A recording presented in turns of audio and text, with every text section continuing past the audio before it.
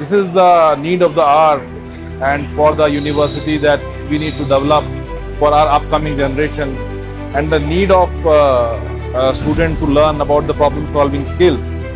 And this entire ecosystem that has been created over in the university is basically pushing students to find out the solutions to the problem. This is what the ecosystem as Savita has created is wonderful under the visionary leadership of Honorable Chancellor Sir and Vice Chancellor Ashwani ji. And it's my privilege to see the entire ecosystem in learning and it's in building. So, sir, I would like to ask you a few questions about what does Niti Aayog do? Niti Aayog is the apex policy think tank of Government of India. It works on the policy advisory and policy directions to the various policy domains of center and the states. We give directional inputs to various policy imperatives for the country that we are facing in all sectors of the economy.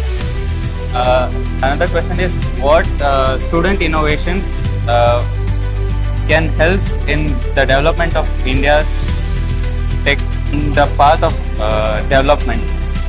Well, innovations have a very important role to play. India is a country of huge size, and if a solution can work for one common citizen, then can be easily replicated to the size and scale that the country has.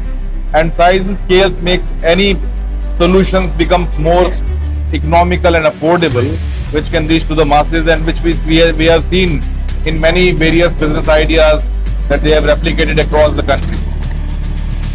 And what is the one piece of advice that you would give to the students there?